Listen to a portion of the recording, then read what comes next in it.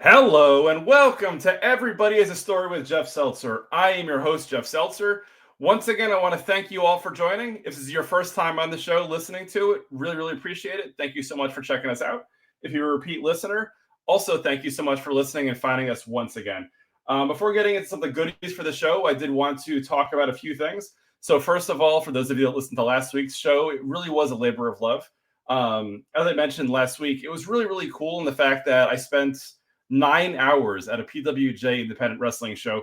Had pretty much full reign, was able to interview lots and lots of people. Shout out to Gilbert once again, who was amazing. Shout out to Daniel, who we'll see in a few minutes, for helping me out throughout the day. It was really insane. I mean, the amount of anxiety and stress that I had on if the technology would work, right? Usually I sit here in my study in my house where, Wi-Fi is consistent. I know what the computer is going to work with. The mic works fine. Basically, Daniel and I showed up at the PWJ show with a couple of iPads, a couple of hotspots, a couple of headsets that I bought at Best Buy like the day before.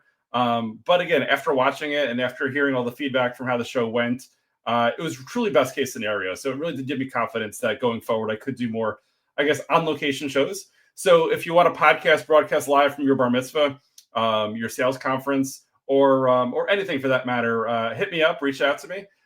You can email the show at everybodyhasastorypod@gmail.com.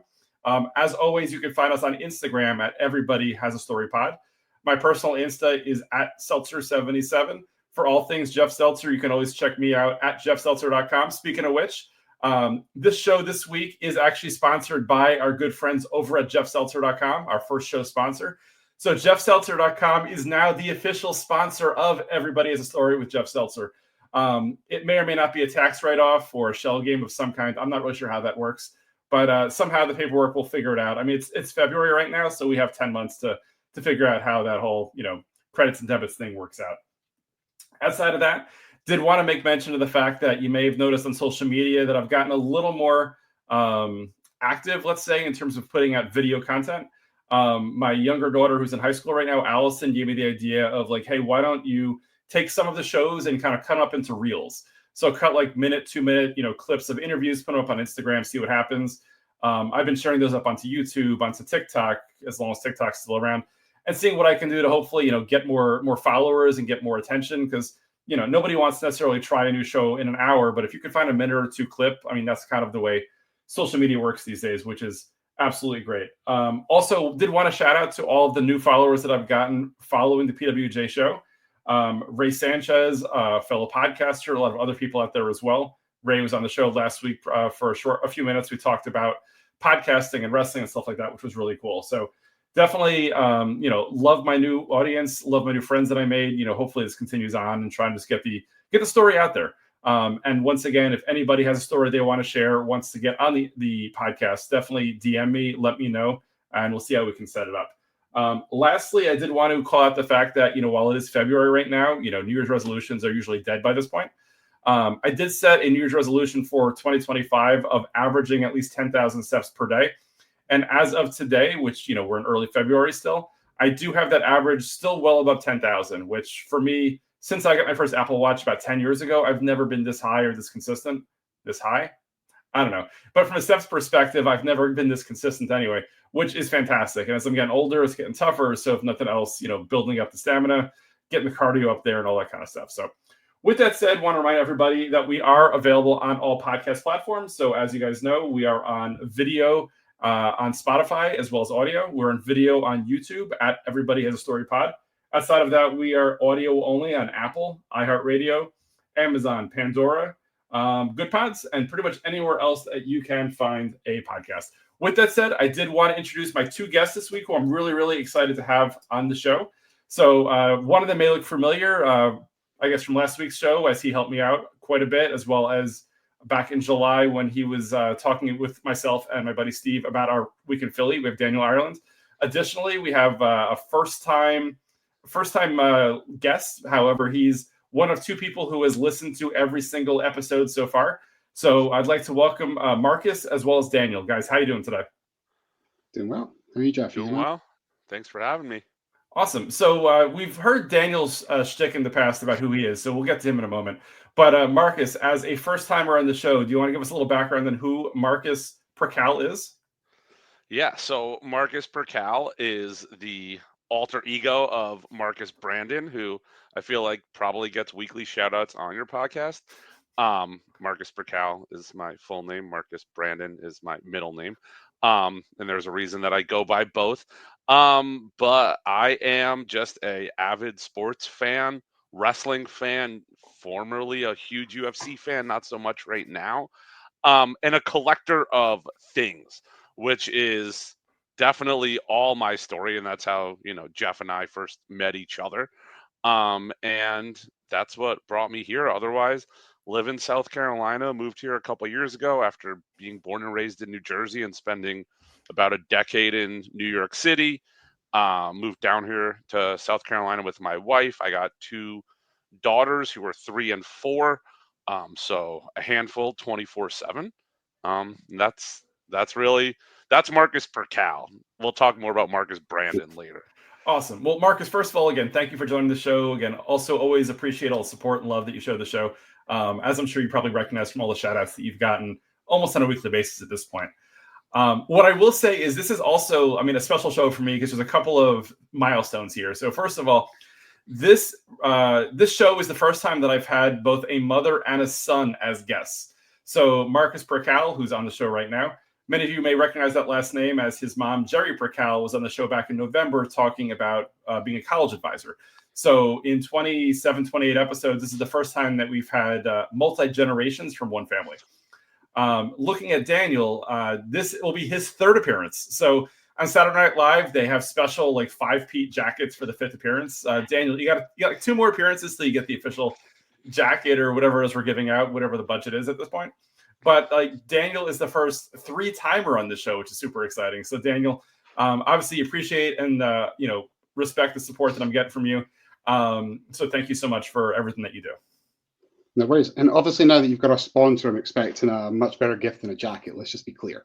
So, well, you did get a t-shirt. For the record, you did get a t-shirt 2 weeks ago at the wrestling show. So that was something. Our marketing budget might be limited for the quarter. We'll see once we do quarter end close in April if something hits or whatever. But we'll work on that. We'll see what we can do. Yeah. And thank you. It's exciting to be the first 3-time guest as well. And I didn't realize that all I needed to do was listen to every single episode and spend 9.5 hours in an empty room for most of it with you. So if that's all it takes, I'm sure others out there have got an opportunity. I know, Marcus, this is your first one, but there's a challenge. Yeah. It's easy to get to 3, so I expect to see you a couple of times coming up. Yeah. Marcus has plenty of different interests. He's very diverse. I'm sure we can figure something out. So now we've had Daniel's been on 3 times. We've had Dana on twice, if you include last week's episode. We've had Megan on twice, and we've had John on twice. So we've got a number of 2-timers. Daniel's a 3-timer. I'm sure we can figure out some other interests of Marcus's to get him on at some point. So we'll get there. If we want to go into basketball collecting and fandom, I think you might have my mom on as a 2-time guest before you have me, to be honest. But... Well, Jerry's very sweet. I would love to talk to your mom again. So, we'll refrain from taking any mom jokes here just because we like Jerry. So there's that. These will live forever, so I appreciate that. Absolutely. Cool. So with that said, anybody who did read the show notes or the title of the show realizes that the topic of this week's episode is card collecting, right? So I'll give a little background on how I got into card collecting and my history of it, and then we'll walk through what Daniel and Marcus has lived through. Because in honesty, card collecting has evolved so much over the years. So I think of the 3 of us, I am the oldest. I was born in 1977. So my earliest memories of sports cards was probably mid 80s or so. Growing up in the 80s in New Jersey, I was a baseball fan, a little football, a little basketball, but mostly baseball at the time. So as many people, I guess, of my age or older probably remember, in the mid 80s, there was still the Topps bubblegum packs where it was 50 cents or something like that. You had a pack of 10 or 12 cards. Usually the card in the back has a piece of gum that would usually stain the back card. So hopefully that wasn't a good card. Sometimes you get a checklist as one of your cards as well. So that was kind of a waste. But you're hopeful to get some kind of cards, right? Then eventually Donruss, Fleer, Upper Deck, Score, things like that would launch. And oftentimes people would say that basically the peak of when I collected, late 80s, early 90s, was probably the worst time to collect baseball cards because it was so oversaturated. There was a lot going on out there. They all kind of looked the same. And then eventually, I don't know, it kind of hit the wall, right? I was of the mindset at the time where, my dad collected sports cards when he was younger. And cards from the 50s and 60s had some kind of value, right? If you had a Mantle rookie, a DiMaggio rookie, Maris rookie, stuff like that. I was stuck with Hal Morris, Hensley Mewins, and Kevin Moss rookies, which if you have a stack of them, you probably can't even get a piece of gum nowadays with them. So kind of was what it was. Fast forwarding through that, I eventually, got older, found girls, went to college, life evolved, stuff like that. And then I probably went a good 20 plus years without collecting sports cards at all because I just found other things and other interests and such. And then actually probably about 2-3 years ago, probably mid-pandemic, I've been staring at my box of sports cards I had in the attic, and I was like, these give me no happiness. These are taking up space. I don't need these. And again, I've got a pile a mile high of Alvaro Espinosa rookie cards, which, I mean, what are they even for at this point? I don't know. So a friend of a friend's son, I think he was like 9 or 10, was into sports cards. I was like, here, just take these boxes. I don't know what they're worth. Probably nothing of value in there. Just take them.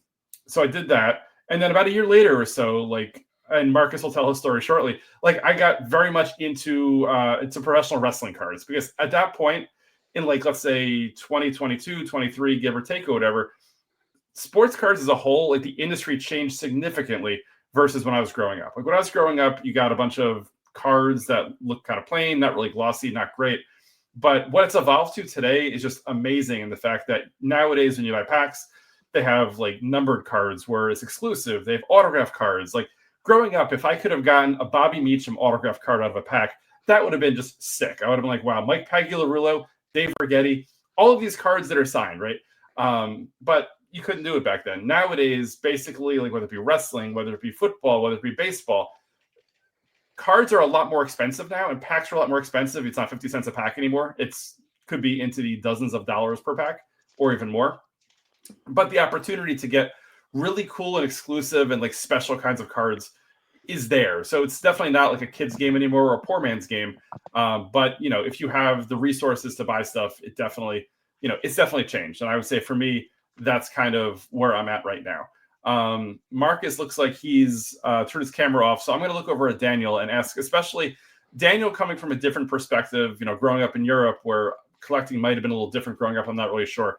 If you can kind of talk us through kind of Daniel, how what are your first memories of sports cards, how you got into them, and kind of take us through your evolution and your journey. Yeah, totally. So to your point, cards was not a big thing in the UK. I'm from Scotland. I think I mentioned that in the podcast previously. Not really a massive thing in the UK. So really growing up, I was much more of a sports fan, massive wrestling fan, as we talked before, but across all sports. And that has really carried through now into my 40s. So any sport I'm excited by. I think I went to 64 sporting events last year. So over the last 5 or 6 years, sports memorabilia has become a big part of my life. I've collected everything, as you see behind me, from signed football pictures to baseballs to game used jerseys to basically anything I can get hold of, usually tied to the teams I support. But really, as I got more and more into that, filled up all the walls in my room, started filling up every single drawer I could find, totes in the attic. I needed to find a way to get a little bit more economical with my space. And really, it was baseball. So I became a big New York Mets fan. Yep, you can all laugh at me. When I moved to the country, I chose the New York Mets. So I clearly don't want to win anything. So Daniel, to that point then, I mean, the Mets are actually, obviously an interesting choice, right? Because when you came over to this country, the Mets, let's say, weren't good, right? They oftentimes, let's say, peak around early to mid-season, but by around June, not really much is going on. I mean, for me, I love the jerseys. I love the colors. The orange is really cool. But what went into your mind when you picked the Mets over, let's say, the Yankees or any other team that's in the area, or even, not even in the geography, but just in general? What was it? Someone take you to a game, or kind of what popped you there? Yeah, it's actually a good question. So this one, actually, most of my sports teams, US teams, is when I moved here, I picked them. So I'm a Bengals Blues fan. That's probably a story for a different podcast at a different time. But the Mets was actually before I moved here. I came here on my honeymoon in 2012 to visit, and we were here for nearly 2 weeks. So the first week in New York, we actually went to Yankee Stadium. And Marcus, I know you're a big Yankee guy with that amazing memorabilia behind you, but to me, it felt a bit like the soccer reference of Man United for baseball. It was very corporate, felt great, good experience, but not really what I'm used to. My soccer team at home is a small team that doesn't win anything. So okay. I thought, let's check out Citi Field 3 days later, and just fell in love. So that was sort of 2012, just fell in love with Citi Field. Then started Citi Field is a great field. I mean, as a Yankees fan, I think I could easily say that Citi Field is better than New Yankee Stadium. Yeah, I mean, to that point, I think it has personality. It's I mean, I live in Jersey, and I guess in theory I'm a Jets fan, but they haven't been good ever, so it's kind of tough, whatever. But like MetLife Stadium, where the Giants and Jets play, is like the most generic, just like awful football stadium. That like I'm a big stadium and arena guy. That like I don't know what I was thinking when I picked the Jets. Like I should have picked anywhere else because it's just not exciting. Neither team is very good, and the stadium is awful. Well, to throw zingers at both of you, I mean, Yes. they MetLife is a. I actually worked there for a few years after, about a year after college. Okay. MetLife it's a big cement box. I mean, Yeah. and it has no personality, and both teams there are awful, but it had Yes. to be neutral. City Field, on the other hand, they had to make a really good field because the team on the field is awful. Right. They need to have something appealing. Yankee Stadium, it's about what you see on the field, not what Here you we go. not what you eat and drink. So He's I not was going to wrong. say the food's incredible. The food's incredible. Yeah. So that's where it really came from. So then, obviously, becoming a Mets fan, I was like, well, obviously, need to start buying some memorabilia. I was relatively new to my career in the US, some disposable income, but not so much. So I thought, what's a good way to get into this? And it was actually in a sports store in Vegas. Ironically, I took my wife to Vegas, and we went into the sports collectible store that shows up on Pawn Stars, the TV series. Nice. I went into there, and knowing nothing about cards, I literally went to all the sports box, found the M, and bought I think it was a Jeurys Familia was the first card I ever bought. Autograph card was the first Mets card I bought, and I thought, well, I've made this. And that was really the first thing I ever bought. And then since then, it's probably maybe 1,000 cards in. So Nice. that was where it started. Was just my random love for the New York Mets. So real quick follow up, then we'll move on to Marcus and his history in sports cards. So you said your first card was a signed card that you bought in a Vegas store. Like how soon or how like far after did you start buying like packs or boxes and stuff like that? Because obviously it's a different experience in terms of saying I like player X, so I'm buying player X's card versus it's basically gambling when you buy a box or a pack because you don't know what you're going to get. Yeah, that's a good question. That one was probably around 2017 when I moved here. So the Mets had been good because they went to the World Series just before that, and just so they were semi decent. So there was a little bit of hope there. We had the Graham, we had Syndergaard. We actually thought we had a chance. But I would say then over the next few years, I started to sort of purchase a few bits and pieces. But really, the trigger was COVID. I ordered a lot just because the fun of sitting at home and in between meetings, being able to take a pack of cards and open them and get that excitement. But I would say the first thing that I really started buying a lot and buying sort of hobby boxes was the National Sports Memorabilia Convention, Atlantic City in 2023.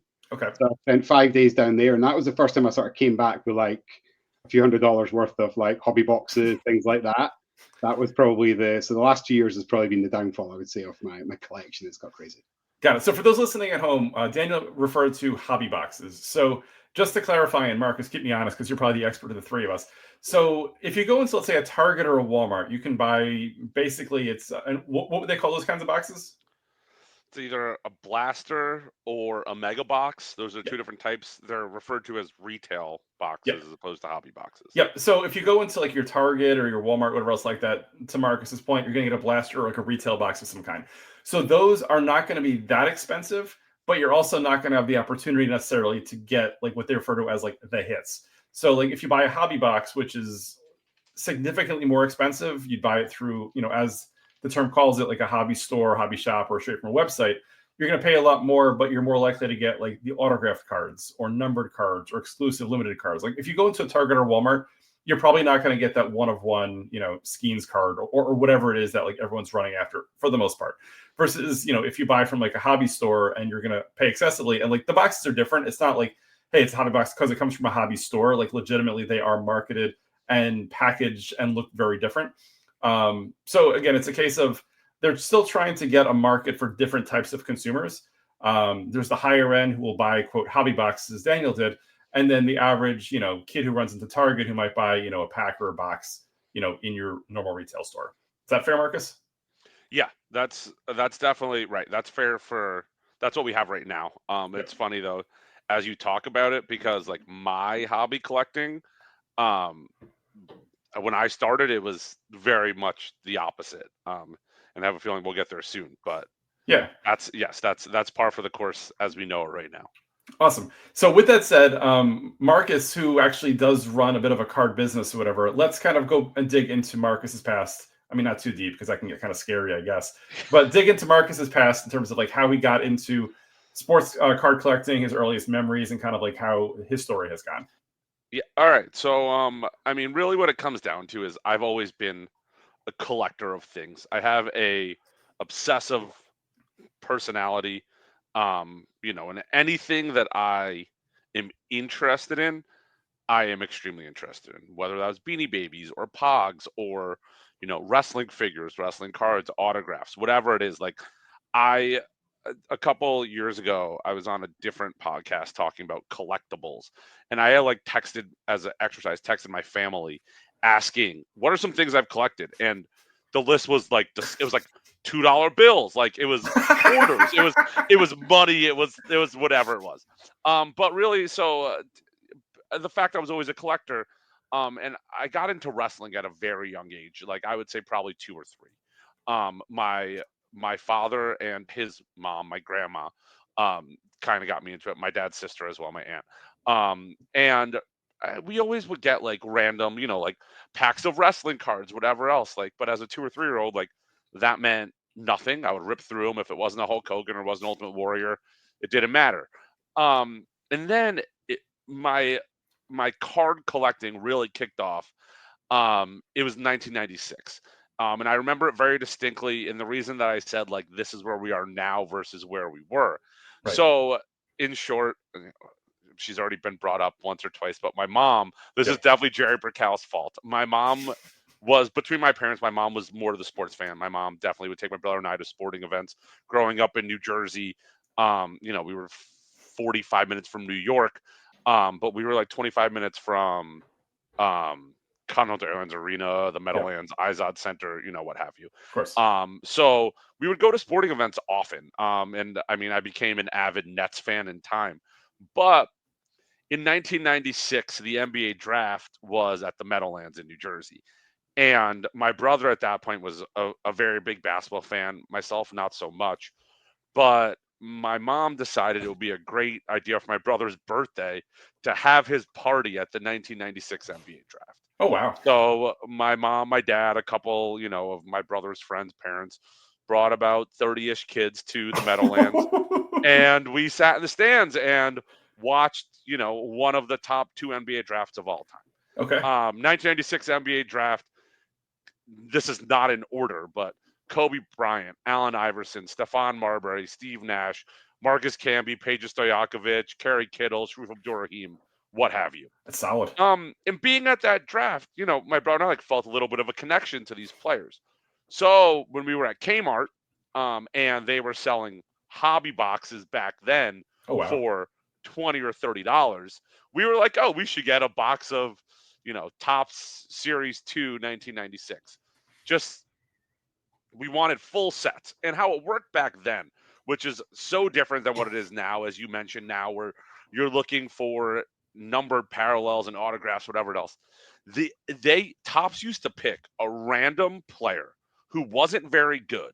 Okay. And they would short pack their card, meaning that there would be you would buy 4 or 5 hobby boxes and wouldn't get the one random, I don't know, it could have been Samaki Walker or whoever it was. And you would, if you were trying to get a complete set, you would go and buy all these boxes to get the one random player to get a complete set. And that's what my brother and I did. Okay. We would buy hobby box after hobby box after hobby box, trying to get 2 complete sets of 1996-97 Topps. Jeez. And then as time went on, in our binders, we were kids. I was, sorry to age you, Jeff, I was 9. Oh, we would. I was in college at that point. We would shove, 4 or 5 cards into a little sleeve. Yeah. And we knew we had it.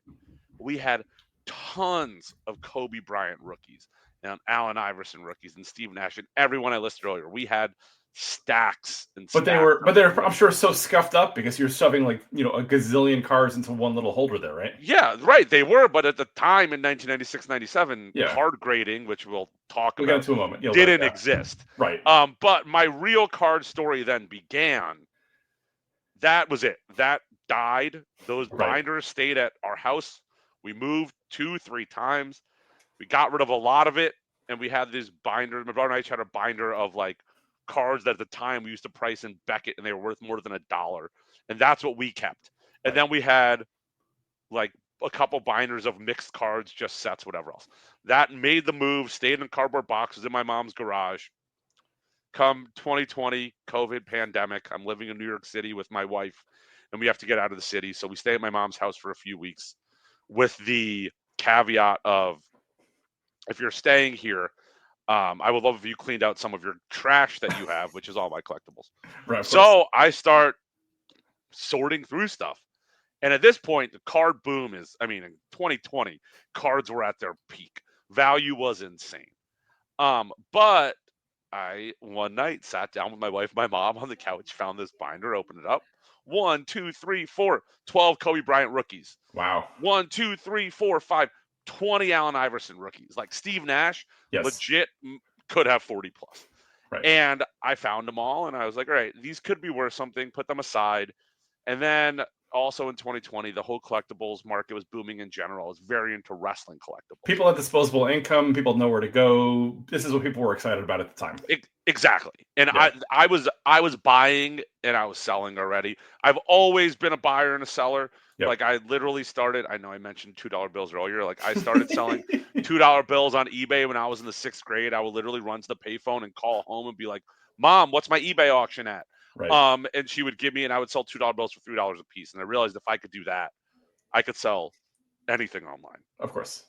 So I've got big into wrestling collectibles. I'm buying and selling in 2020, funding my own hobby, whatever else. And all of a sudden, I see wrestling trading cards in 2020 when I have disposable income. Yep. And I was like, I need to get in on these. Bought some boxes, had some great hits, really liked what I got. And then I started looking into card grading, whatever else. And I ended up, my brother came to visit. At this point, my oldest daughter was born. My brother came to visit. He stayed at my mom's house. She said, hey, if you're here for 3 days, actually, they drove in from Chicago. They were probably in for like 36 hours. And he was like, I know Marcus found all of his valuable stuff. I want to do the same. So we had probably like 30-something Kobe rookies and all this other stuff. Yeah. And unfortunately, at this point, obviously Kobe had passed years prior. Of course. And I found all the Kobe rookies, found a couple of wrestling cards I had gotten that I really liked, drove them to Long Island to Filth Bomb, which is one of the predominant card companies right now, and worked with one of their employees and sent them all into PSA to be graded.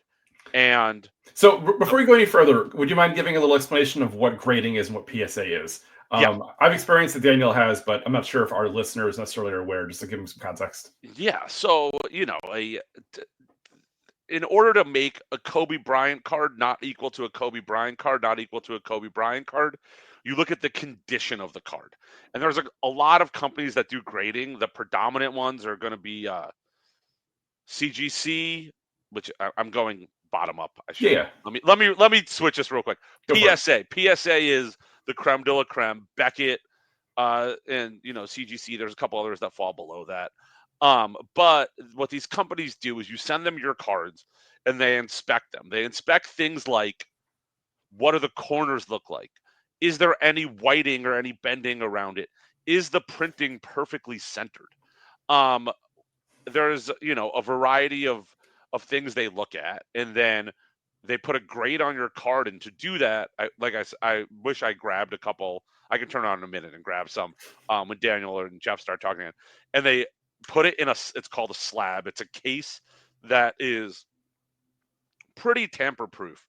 And they put a grade on that. And then that way, a Kobe 1996-97 Topps rookie is not equal to the one next to it if one wasn't shoved into a binder with 6 behind it. And if it was immediately put into a top loader case, taken care of. Right. And so, to answer that, what I'll say is, so for me, when I buy cards online, specifically, let's say on eBay, I generally only buy slabbed or graded cards. This way, when you're buying a card, you don't necessarily know the condition. Pictures don't necessarily show it. But if I'm buying a card that's, let's say, graded, so PSA 10 is the highest grade, PSA 1 would be the lowest grade. So for the most part, I will buy and Daniel's showing an example of what it looks like on camera if anybody can see it. If I buy a PSA 9 Don Mattingly rookie, which I did recently, I know what the condition is going to be. Right. There's never any subjectivity of was it mint, near mint, good enough, whatever else like that. It's a third party. This is what they do. And because of the way that's encapsulated or permanentized, for the most part, as long as I don't take it and start throwing it around the house and trying to break it, for decades to come, it will always be basically locked in at that kind of a rating. Right. And then, like I said, there's different companies that do it. So a PSA 10, people believe is more valuable than a Beckett 10, for example. Gem Mint 10, that's the highest that you can get. But in short, so I took these cards to Long Island. We had them submitted for grading in 2021. It wasn't really the plan, but we moved a couple months later. It took 14 months to get the cards back on what usually is a 28-day service. But PSA was so back. I don't remember the numbers, but there was like they were getting like 1 million cards a week or something like that, and were completely backlogged. Right. By the time we got them back, the market had burst a little bit. Kobe cards weren't worth what they were. However, like I said, I had dabbled in wrestling a little bit before then. I had 2 wrestling cards that I submitted. Both came back Gem Mint 10s. And this kind of comes full circle into my collectible story to what Jeff was talking about. It's really how Jeff and I know each other, which is through the Major Wrestling Figure podcast, which is 2 former WWE wrestlers who collect figures, and they've built this community on Facebook that's pretty incredible. They have a weekly podcast. So I submitted 2 cards, and being the opportunist that I am and the flipper that I am, one of the 2 cards was from one of the hosts of the Major Wrestling Figure podcast. Matt Cardona is his name. Zack Ryder was his WWE name. I pulled this really nice autographed card. I looked at it. I knew it looked good. Submitted it. Dimed it, as they say. That means it got a Gem Mint 10. Posted it in their Facebook group and said, I can't believe this got a dime. And immediately had a DM of like, well, what do you want? Right. And I sold it to Zack Ryder himself. And at that moment, when I realized that you can get these cards and the market could be what it was, I don't remember what I sold it for, but it was much more than I paid for the card. It covered a large chunk of the grades that my brother and I did for the Kobe's, which were not good. Right. But we have our childhood collection, enshrined, which means a lot to us. It's cool. Because that birthday party is something that, that was really important to us. I realized there was a big market there. And at that point, I kind of started to try to figure out what can I do with cards to make this more than just a hobby and to make it a bit of a financial, I don't know the word, a side hustle for myself. And that's where we are. Well, first of all, Marcus, thank you for sharing. Really appreciate that. And obviously, that was a long background. I apologize. No, I absolutely love your journey. I mean, we went through a lot, but I mean, obviously, there's an emotional attachment to the cards, which is huge, right? Like seeing that you grew up with it, you and your brother bonded over it, you and your mom bonded over it, and stuff like that.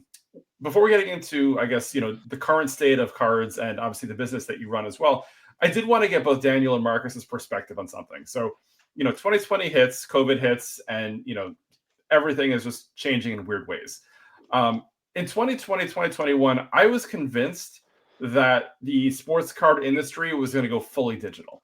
So this is when something called NBA Top Shot got huge. Top Shots. Yeah. And that's when NFTs were huge and, things were, weird, blockchain, all that kind of stuff. I looked at it and I even debated multiple people online and I was like, it feels like in 2020, technology is where it is.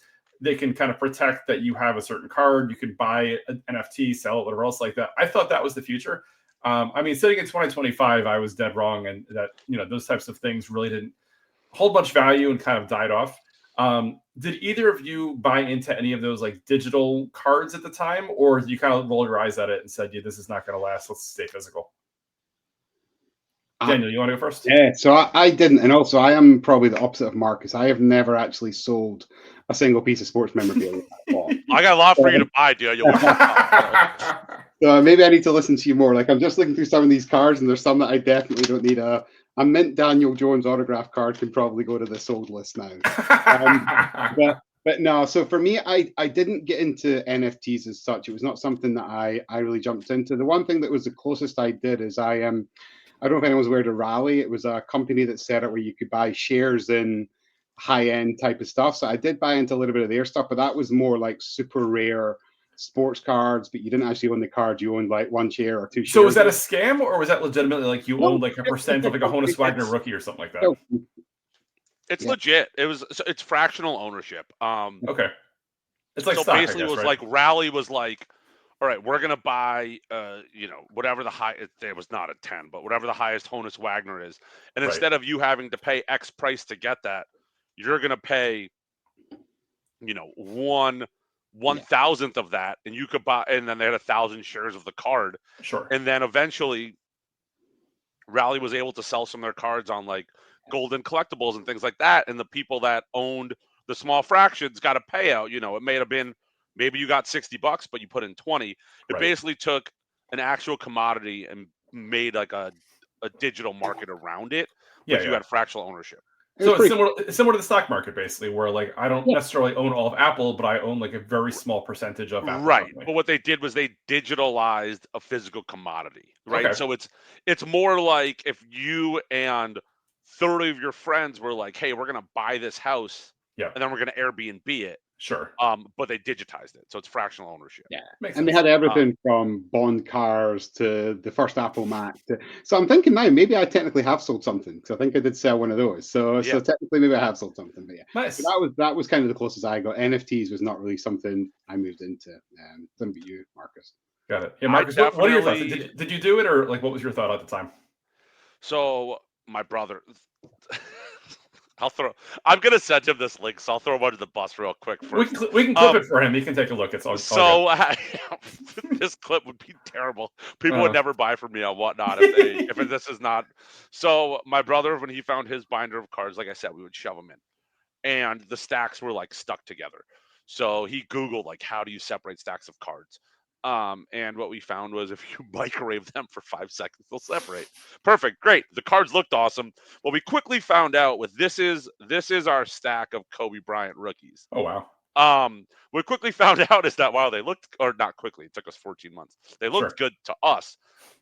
They were all 6, 7s, 8s, 9s. Okay. So the cards inflated. They got a little yellowed on the, what would be a white edge. They got a little yellowed, that kind of thing. But my brother then got itchy as well. So he got me into NBA Top Shots. I had NBA Top Shots. I had the NFL when they released their version of that. I don't remember what it was called, but it's on the same platform. UFC also was on that platform, and I was very invested in the UFC one. And then I also grabbed a couple NFTs. WWE had like some Undertaker launch around WrestleMania that was very low, and actually it was actually an NFT, not like Top Shot's an NFT, but it's was that the one where I think Cena had one also where it was like you got the NFT, but they give you like a bundle of other nonsense as well. The Cena one, I wish I bought all of those because those are all worth a ton of money because no one bought them. No, the Undertaker, I don't know. There's like 1,000 bought, maybe less, whatever it is. Okay, it's got a little bit of value. And then I also went in with my brother and some of my friends on. It was called Zed Horse Racing, which I've heard of it. Is this the horse racing, or is this where you're having horses virtually reproduce or something like that? Like, yeah, it's exactly the whole thing. Yeah, okay. And they're actually going dark in about 2 weeks. So it didn't last, but yeah, we in peak 2021, we started a stable with about 10 of our friends. We all put in a couple $100. You needed. We bought horses. You had to race them. If they won, they won. Ethereum if they paid to enter the race, whatever it is, and then you wanted to like train them and breed them, and there was different colors that were worth more and different types of horses, the whole nine. It was whatever. We had fun doing it. We were bored. We all ended up making like a slight profit, mostly because the value of Ethereum went up a lot between when we put money in and now. But yeah, that was what I was. I'm blanking on what the UFC and the NFL ones were, but a UFC strike, and then the NFL whatever it was. Yeah, but I was in NFL all day. I was in on those slightly, but yeah. And I would say just to add to that also. So again, most of those, I guess, digital only cards, it seems like kind of went hopefully the way of COVID, and the fact that like they're not really that much around anymore. What I will say is like I recently saw a few of them where like I think AW Wrestling with Upper Deck has where if you buy the digital card, like a few weeks later, the physical card gets sent to you in the mail when it ships or whatever, which is nice. I think it's a nice little hybrid that you can, see it online and then eventually, like Megan Bain debuted in AW a few weeks ago. So they had for a lot of the debuts, they'll do stuff like that, which I think is pretty cool.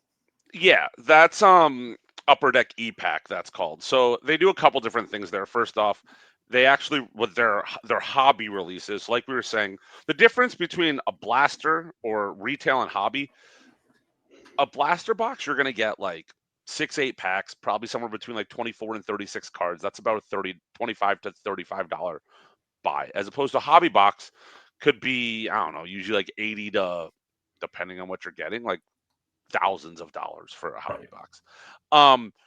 What Upper Deck does is they actually save a bunch of their product and their hits, like the good cards, the autographs, the low number stuff, the valuable stuff, and they put it on their e-pack site, which is direct to consumer. They charge a pretty good price. It's unfortunately a little delayed, so like the products are like a year behind, and when they do put it up, they charge basically what the product cost when it came out.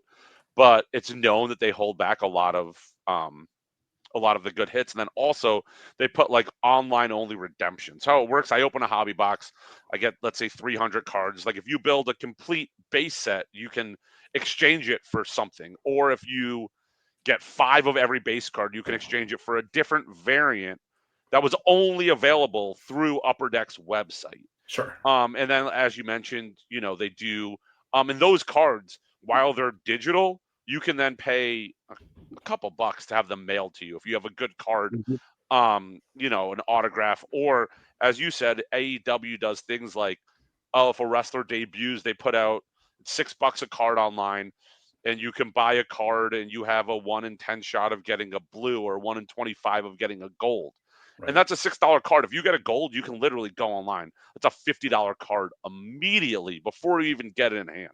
Right. And then there's those redemptions down the line where it's like, all right, this year in this series, we put out 20 debut new arrivals cards.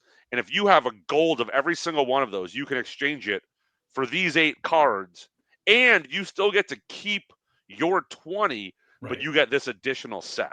Nice. So, that's one thing that they're doing. That's pretty cool. Upper Deck does a very good job with their digital cards. And again, if it whets your palate, instant gratification. You want to open a box of hobby cards, you don't have to go to the store and get it. You could go and do it digitally. And if you get good cards, you get them sent to you. Right, which is awesome. So you mentioned the redemptions, which I think are really cool. What I will say is, like, the WWE cards that have come out the last couple of years, what intrigues me is that oftentimes when you open a pack, you can get a redemption card in there as well, which oftentimes it's an autograph redemption card, which is intriguing because I guess it's probably a logistical thing in that they just couldn't get the guy to autograph it ahead of time. So they send you a redemption thing. So like I've gotten redemptions for, Brother Love or like Molly Holly. Or last week I got a Seth Rollins. For me, by the way. I did buy them from you, absolutely. And then I gave one of those Brother Loves because I think I got 2 Brother Loves from you in the same day. Redemptions, I gave one to Daniel. I received mine. Daniel's still waiting for his redemption. So good luck on that one. But again, that's a bit different. That's a bit different. First off, WWE, that was a Panini card. Sure. Now they moved to Topps, different company. Yeah. But that's different in the sense of what that is that's when. So there's 2 different types of like autographs that you pull from a pack of cards. Sure. The first is called on card, which is pretty obvious. It's that these cards are actually put down in front of wrestlers or athletes, whoever it is, and they touch that actual card. They sign. The autograph is on the card. And then there's sticker cards. And what those are is they can go sit down with that's on card. And they could sit down with John Cena or whoever, Mike Trout, whoever it is, and say, hey, sign 400 stickers for us or sign 1,000 stickers for us. And then Topps gets to take that and say, we're going to put these on the cards that we need them to be on so we can fulfill this. Right.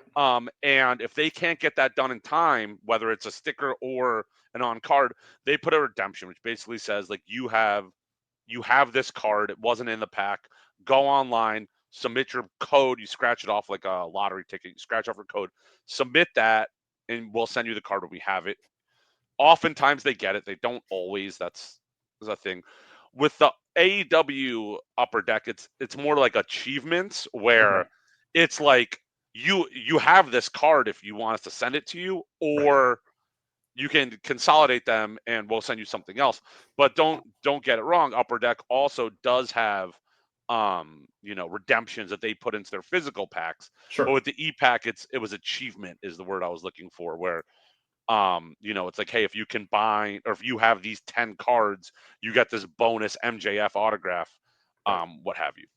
Gotcha. So right before getting into whatnot, into card breaks, which is I think current state as well as probably future state of cards, I did want to ask both Daniel and Marcus a question that I kind of asked myself a couple of weeks ago on the pod.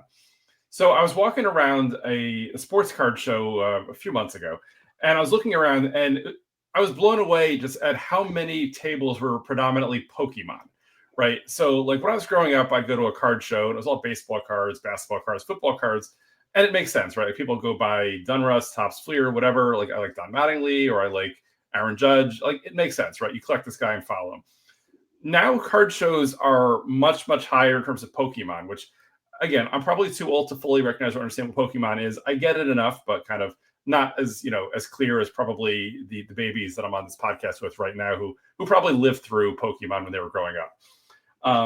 So trying to get a sense. Pokemon Go was those are some great times. I do remember that. I think I tried that once, and I don't know. As a Steps guy, I'm surprised that you weren't more into it. To be honest, I heard somebody got hit by a car with Pokemon Go because they weren't paying attention. It's probably a Michael Scott in the office driving into a lake situation. I don't know, but in any event, the comment that I made was like, if I'm looking at like sports cards, like an Aaron Judge rookie, like if Aaron Judge does well, and let's say the scarcity factor is there in terms of a rare card. I understand how a card would go up in value, right? Let's say there's 100 of a card and Aaron Judge goes to the Hall of Fame. Sure, it makes total sense.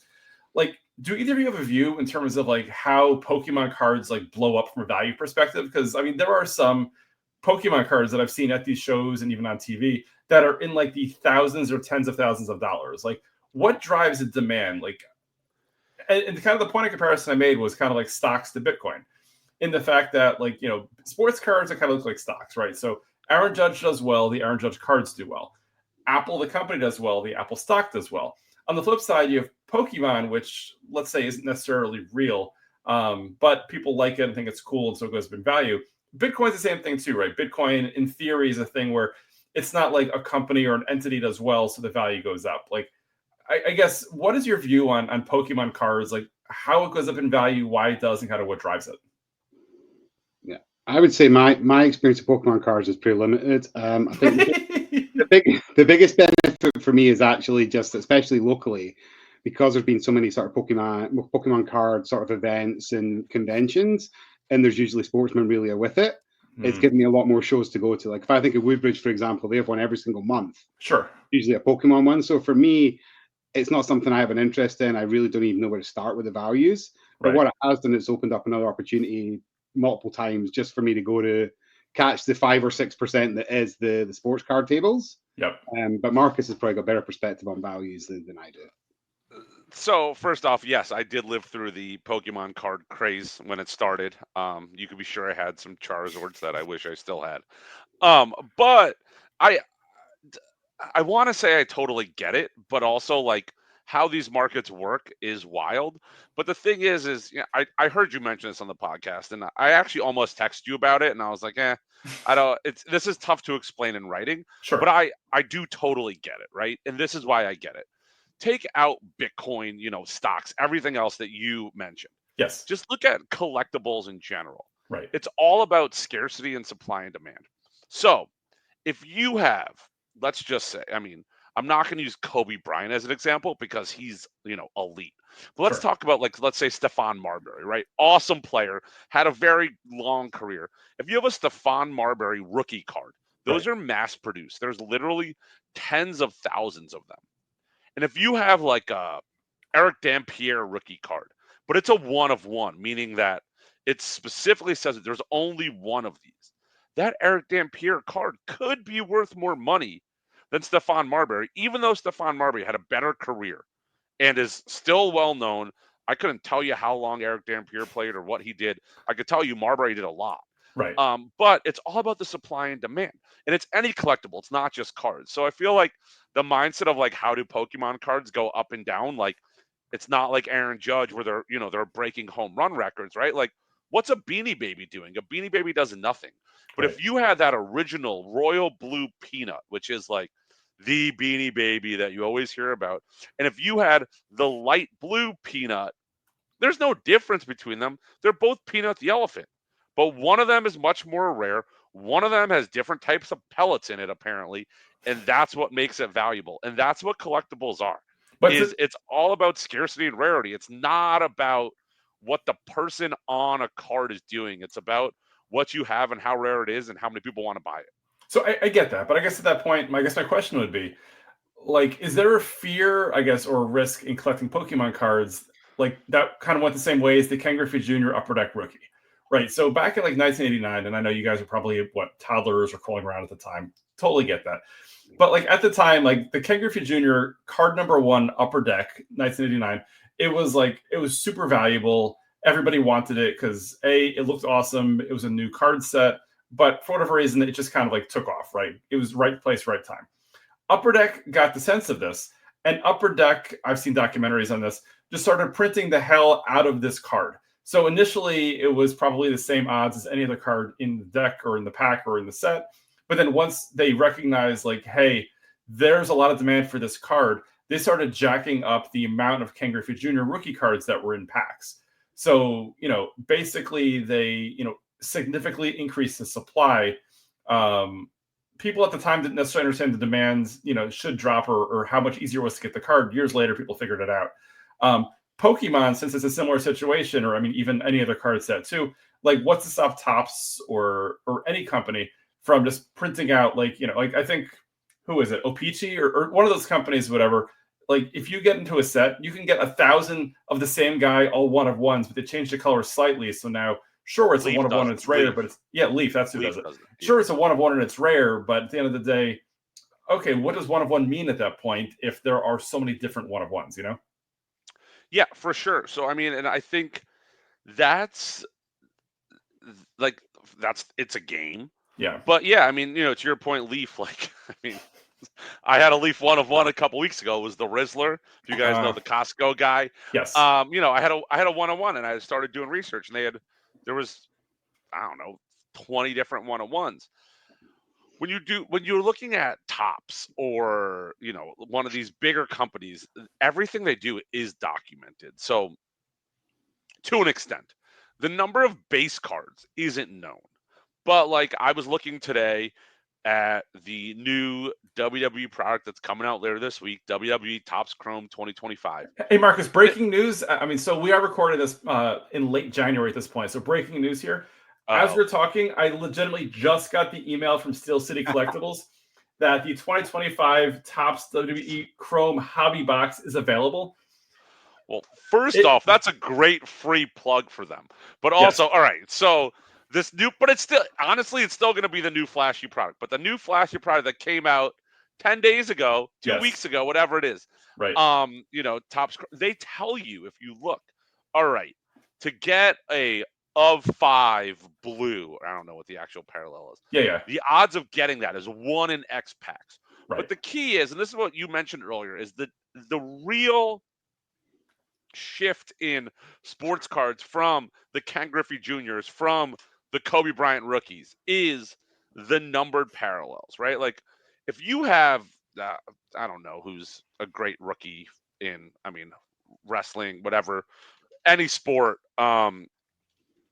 Victor Wembanyama. Like he's a perfect in baseball. Same thing. Yeah. Victor Wembanyama is a perfect example. Sure. Victor Wembanyama, his rookie card, right? This is a PSA 10. His rookie card from Prism 2023, or from NBA Hoops 2023, is the most graded card of all time. There's more 10s of that than any other card out there because everyone is submitting it and they're mass producing them. Right. That card probably isn't going to have that much value over time. It will hold value. Right. But if you have the Victor Wembanyama NBA Hoops rookie that's limited to 99 or limited to 49, right, that's where the money is. And that limited number where what's being made, there's a finite number on it. Right. That is where the money is.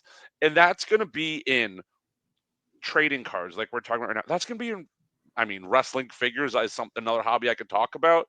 I'm literally looking up at my wall here right now. Like, if you have Series 1 AEW Jazzware figures, you have a Cody Rhodes figure, like that figure has good value. They were pretty rare. Sure. But there was also a Chase figure made that was one of 500. Wow. Those figures immediately were worth hundreds, if not thousands of dollars. Right. Because when you put a finite number on a collectible, that's where the value comes from. So with Pokemon, you know, those cards, they might not be individually numbered. Maybe they are now. I don't collect Pokemon cards. But it's if you know what the odds are of pulling that out of a pack, and you know that the Charizard is the rarest and that those odds are more available, and this is all on the internet now. Of course. That's how that drives that price. And do I get it? No. But do I understand that that's how every single autographed figure and autographed 8x10 and wrestling belts and everything that I have surrounding me right now and in every room in my house works? I do understand from that point. Totally get it. Yeah, I think your listeners can look forward to 3 years' time when we get back together to talk about our Pokemon hobby. Absolutely. It'll be the Pokemon reunion at that point, where we're going to get in a second into Marcus's business, but in 3 years' time, 2028, he'll have nothing but Pokemon cards for sale. So he'll be talking about his graded Pokemon cards. He'll be talking about just everything, you know. So and hopefully at that point, I can put my daughters through college on Pokemon cards. So we'll see what happens. With that said, so those of you that are watching see that Marcus Perkal is at Marcus Brandon on Whatnot. So this is actually what intrigues me the most about modern day sports card collecting. And this is also where Marcus and I actually became friends and you know, connected on this. Marcus, do you want to kind of walk through, Whatnot is a video auction website, which Marcus predominantly does those cards of different kinds. Can you kind of walk people through and pretend they know nothing about it, what a card break is, what that looks like, and kind of like how you run that? Absolutely. Before I do that, though, real quick, I want to give a less than 30-second breakdown of why there's a Marcus Perkal and a Marcus Brandon. Of course. So back in about probably like 2014, 2015, I was very big into the UFC, MMA, collectibles, autographs, what have you. I was getting a lot of stuff signed. I would meet a lot of fighters, and I would sell some stuff. And my brother made a comment to me. I would sell it on Facebook, not on Marketplace in like groups. My brother made a comment. He was like, "Hey, did you know that every time you post a signed glove on Facebook, like all your friends get targeted to join the group and we can all see it?" And I didn't really realize that. So at that point, I made two different Facebooks. I had Marcus Perkal, which was my Facebook I've had forever for all my friends that from high school and college and jobs, Perkal is obviously your married name, but continue, please. Okay. And then I had made I thought it was very creative at the time. It was capital MMA Arcus Perkal. So it was MMA. That was where I was doing all my MMA dealing. And then Facebook basically came to me and said, "Hey, we need you to prove that your name is MMA Arcus Perkal," which I couldn't do. So I proved that my name was Marcus Brandon, made that Facebook Marcus Brandon, and I still operate two Facebooks. I have Marcus Perkal, which is, again, my Facebook I've had forever, that all of my friends from, I call it the real world, are on. And Jeff, you are on both, so you are a real friend and a fake friend. And then I have Marcus Brandon, which is where, you know, I do all my dealings with sports collectibles, buying, selling. I'm in all these groups, whatever else. So that's my little breakdown. So what is a card break? The easiest way to break this down is not using wrestling, because wrestling is so niche. So I'm going to use baseball. So let's say Daniel's a perfect example. He said earlier, he's a Mets fan. So Daniel could go to the store and buy a box of Topps cards. And that box could be $200. And he's going to open it and get, I don't know, let's say there's 24 packs, 12 cards a pack, right? 288 cards. But all he wants is the Mets card. So he's going to go through it, get a bunch of stuff he doesn't want, and maybe he'll get a good autograph that's for, you know, the Yankees or whoever else. And that's cool, but he didn't really want that. And he spent $200 on this box to get everything in it. So where card breaking comes into play is Daniel can say, "Hey, instead of me buying a box for $200, Marcus, I can get a case of cards that's 12 boxes of cards, And I can say, all right, Daniel, you want all the Mets cards. You pay me X. Let's say that's $300. Now, the upside is that's more than a box cost, but you have 12 times the chances to get all the Mets cards and to get all those solid Mets autographs. Well, maybe there's not solid Mets autographs, whatever. That could maybe be in this product. Maybe next year. And then I sell every team. After every team is sold and Whatnot, this app, they cover it all. So how Whatnot to works clarify, Whatnot is the name of the app. He's not just saying right. Or Whatnot. Like Whatnot is literally the app. Whatnot is an app. Whatnot.com. Yes. Their app is Whatnot. So what they do is they cover everything. I go on Whatnot. I upload, hey, I'm going to do this show. You have to get approved to be a seller. I'm going to do this show. This is the product I have. This is what I'm selling. I go in the store. I post all the MLB teams. I post all my prices. People go on. They can buy it. They can make me an offer if they think my price is too high. And I can auction them off if I want to. And everything is on video. I go on video. I'm doing my auction, selling whatever hasn't sold. Once everything has sold, I open all the cards, video recording, to make sure that anything that comes out of a pack is sent to said buyers. So you go through the whole process, and then the buyer pays Whatnot. Actually, Whatnot takes out fees, gives it to the seller once the seller fulfills their orders, and that's how Whatnot works. So when you think about it on a wrestling scale, there's not teams in wrestling. So instead of there being 30 teams, 32 teams, if I'm looking at this beautiful product that came out a week and a half ago of Topps Chrome 2025, there's 225 wrestlers on the checklist. So I sell 225 spots. And Jeff says to me, I want every Hulk Hogan card, every Ultimate Warrior card, and every Roman Reigns card. That's right. And Daniel says, I want every Katana Chance card, every Jimmy and Jey Uso card, whatever else. And I sell all those spots, open all the cards, and then I fulfill all those orders, send them out. So it gives you basically the opportunity to get exactly what you were looking for at a premium price, but more chances. Instead of you buying one box, you're getting in on case breaks that could be 12, 20, 24, 30, 120 boxes, whatever it is. And if you're just trying to collect one wrestler or one sports team, you have more chances at getting all those good cards. That's right. Than you would if you opened the boxes that you would get for the same price. Yeah, great explanation. I mean, I look at it for myself as like when I was in college is when eBay first kicked off. So back in like 98 or so was the first time I did it. Like this is almost like a modern day, like on steroids, like what eBay has kind of evolved into, right? It's an auction site. This is live video. So again, as I said to Marcus before we went on the air, it's weird actually seeing his face because usually on the auctions, you're only seeing his hands as he's opening up cards. So actually seeing, all of Marcus here is definitely, a different experience. But, you actually watch everything in real time. You're bidding, you're auctioning, you can request bundles. When Marcus said there's like 200 plus wrestlers, sometimes they'll put like bundles together. They'll try to pre-sell. So if let's say, you're a fan of all the legends or all the announcers, he might have like a bundle of you get like every announcer card or whatever it might be. But to the point from before, it's a great way instead of me going and buying 2 hobby boxes and hoping for the best of basically, getting specifically the wrestlers or the athletes or whatever that I want. Other ways that they run Whatnot sometimes is obviously, in sports, we said teams, wrestling by the wrestlers. Sometimes to be fun, they'll do it by the letter. So sometimes they'll do things where I can like buy all the wrestlers whose names start with an R. So I get Rey Mysterio, I get Rhea Ripley, I get Roman Reigns, I get that kind of a thing. Sometimes, and again, they say it's not gambling, but it's basically gambling. They'll have things where like you could spin the wheel. So you can spend X amount of dollars and they spin the wheel and whatever it lands on, that's the person or the group or whatever that you get. So there's different fun ways to do it. I see it no different than buying lottery tickets and the fact that, it's fun, it's interesting. You've got a different spin on things. At the end of the day, like you're learning and getting new things that you wouldn't have had previously.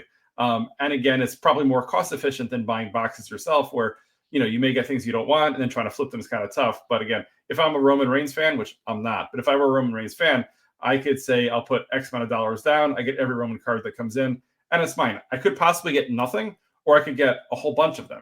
So that's kind of where the gambling thing comes in as well. And the fact that, if it hits, it could hit hard. I can get autographs. I can get numbered parallels, but I could also get either just base cards or nothing at all. So you could spend money and legitimately nothing gets shipped to me. Just the way that it goes. But that's where the fun comes in. And Jeff, just to add, I have to admit that I resisted the temptation of Whatnot for so long. Yes. Until about 2 weeks ago, Jeff and I were at a wrestling show, and we sat in the bar beforehand as he watched the break.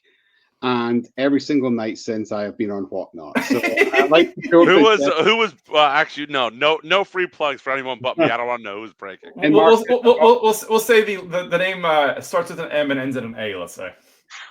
Oh, he could get a free plug. Medina Okay. is So it was Medina. Like I've always posted on Facebook. Marcus and Medina are my two guys when it comes to Whatnot breaks. I think they're the best in the game. They're the most reputable. He's the best wrestling breaker on Whatnot. As someone who breaks wrestling, I have no problem saying it. Yeah. And that goes for multiple different reasons that I feel like that. Go for it, and then I'll. Yeah, Marcus. I finally got a chance to join Marcus in the last couple of days, and it's just Marcus describes it how it is, but it's also super entertaining. It's a lot of fun, great community. There's great chats going on as you go as well. A lot of good back and forth. So it's also, I like to see it as I'm paying for some entertainment as well, with a chance to win some cool stuff as well. So, so I'll say thank you, Jeff, for ruining my life. But I think it's a good step forward. So yeah, highly shout out the experience and whatnot. Yeah, it has to be entertaining because Marcus will sometimes be on camera for 4 or 5 hours at a time. Right, and you want to make sure the audience doesn't go away or get bored. You need to kind of keep it going. You need to make sure that you're selling all the cards, and it gets tough after a while when all you have left over are either super expensive cards or names that nobody cares about. Right, it's a very interesting experience, and so again, I'm not the only person that does this, and there could be, at the same time that I'm live, I pick what time I want to go on. There could be 1, 2, 20 other people selling the same product that I am at the same time. And we all have different prices. And there's, of course, different cards in our boxes. So someone's going to have better cards than someone else. But you got to keep people entertained, because if I'm boring, or if I I'm not talking, someone's going to leave my room and go somewhere else, and they're going to spend the money that I would have got. Yep. And, for me, this is a side hustle. It's also something I'm passionate about. So there's, I pulled you pull a 1 of 1 or something like that. Like, I get a thrill of pulling that card. There was a couple, last year. I was the first person on Whatnot to open this one product, 2024 AEW. And in the second pack, I pulled, you could argue, one of the best unautographed 1-of-1s in the whole product. It was Kenny Omega. Wow. And the satisfaction, I literally have my wife take a picture of me holding the card. Like, I still get that satisfaction, but it's not my money. It's someone else's. However, there's also times where I run a break, and Jeff was in my worst break that I've ever had, where I lost a lot of money, and I got lucky. I ended up keeping a bunch of spots for myself that weren't moving, and one of them hit a very good card that really, really saved my butt. But financially, that was probably your worst. I'd say, as a fan and as someone who bought into, my least favorite break was the one where I think halfway through you realized it was going nowhere. You just ended it. Everything got refunded, and as if it never happened. For me, that was where I planned my whole week around being in the break. I was going to buy some stuff, and I bought some stuff. But then you're like, you know what? We're done. Just hit refund, and that was that. I've done that one time, and that's what I'm saying. My worst break, it was that box, that case that I did 2 days later. Yeah. There was it was a bad situation. My daughter was playing around with my phone and accidentally turned my Whatnot stream on 2 days early. I lost all my followers. Oh no! I lost all the followers on the stream. Had to restart it, right. And I couldn't recover from it. I ran it 2 days later. Yep. And again, I took a loss on the product. I ended up with a very good card that will cover me for that. But so there's a gamble for me in it too. Of course, it's not guaranteed. Like this, when you look at it, like we've been talking about Topps Chrome, which is, and the reason we keep talking about this, by the way, for those that are listening that aren't wrestling fans, WWE have been with Topps for a long time. WWE World Wrestling Entertainment is the biggest wrestling company in the world. They have been with Topps as their card company for a long time. And 40 years ago, they went over to Panini, who is another big player in the game. They signed a deal with them. It's been very contentious. There's been lawsuits going both ways. And WWE chose to leave Panini after just 3 years and go back to Topps. So the reason that we're keep talking about this Topps Chrome, this is WWE's first product back with Topps. And there's, like I said, there's 230-ish wrestlers in the checklist, and to get a case of these cards, it retails for $3,600, right? Right. It's not cheap. And then you look at Whatnot. Of course, they're a business. They're a great business, genius business. Like Yes, I should have thought of this. We all should have thought of this business. of course. They take 12, 13%, and it's like, in order to make money on a break, you gotta sell $4,200 worth of cards. And when you break that down, like, not every wrestler is a $20 wrestler, but also not every wrestler is The Rock, and The Rock is a $250, $200 wrestler.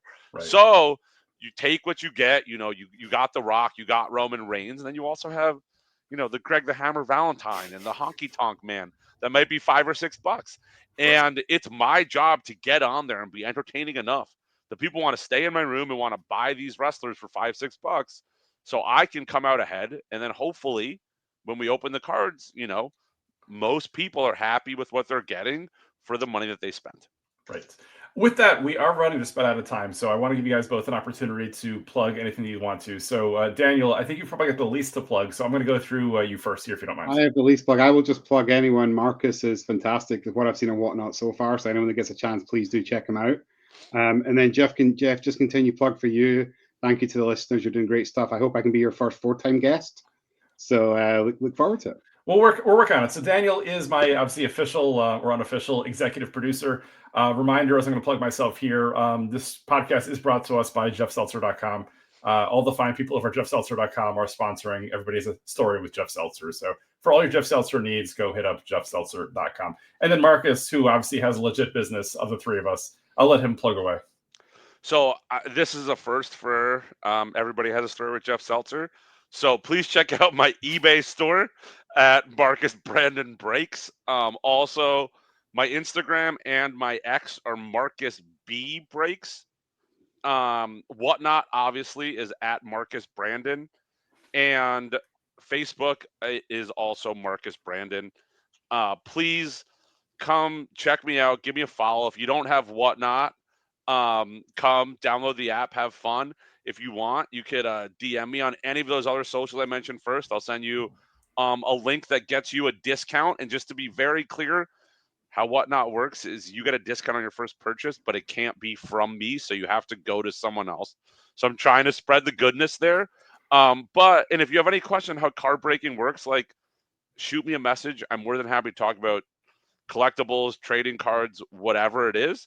That's the beauty of this hobby, especially in wrestling, is that it's a community. And that's how I met Jeff. And to be quite honest, like, Jeff, I'm not closer with you than I am with my brother, but I talk to you more often than I talk to my brother.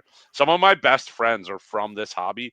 It is a community. People know that, Marcus collects this wrestler. If I get this card, let me go to him first and just make sure he doesn't have it. And it really is, it's more than just, a sale or a transaction. It's a community. And that's what I love about it. That's why it's my hobby and my addiction. Yeah. So again, it's Marcus B Breaks on Instagram and X, Marcus Brandon on Facebook and on Whatnot. And on eBay, I just changed it. So this is very weird for me. I had my eBay store for 25 years and I changed it a month ago. It's Marcus Brandon Breaks. Gotcha. So 2 quick things to add. So first of all, to what Marcus said before also, for the record, I do talk to Marcus's mom more than I talk to my own mom, but that's probably a different story for a different podcast. Additionally, I wanted to throw out there that Marcus is legit. So, in the early stages when I first, met Marcus online and such like that, like, I bought a box or 2 of WWE cards and I had no idea what I was even looking at. So, like, legitimately, as I'm opening the box and hitting in pictures and I'm like, is this worth something? He's telling me that I should have numbered cards, and my vision is just shot. Like, my vision's not very good. I definitely need reading glasses at this point. And I was like, I didn't get any of those. He's like, Jeff, take a look again, get some reading glasses and look, because there's definitely some numbered cards. Looked at them again, and I had like a dozen cards, which were, what they should have been or whatever. So Marcus, he was very helpful and like very user-friendly, let's say, and walking me through what I actually had, what I'm looking for. So that was just really, super helpful. Marcus does mean it when he says he's willing to help out. So reach out to him. He can definitely help you out. And again, I can't say enough good things about his Whatnot streams. They're entertaining, great value, and lots of really cool stuff. And he'll walk you through it. Like, he won't talk to you like you know what you're talking about. Like he will educate you as you need to or want to when it comes to any kind of cards. With that said, guys, thank you again for joining. Really, really appreciate your time. Our first three-time guest, Daniel, first of many for Marcus. So thank you, guys. We are just about out of time. I want to remind everybody on Instagram at Everybody's a Story Pod. Myself is at Seltzer77. All things Jeff Seltzer, jeffseltzer.com. And we'll see you next week. Take care, everybody. Thank you so much.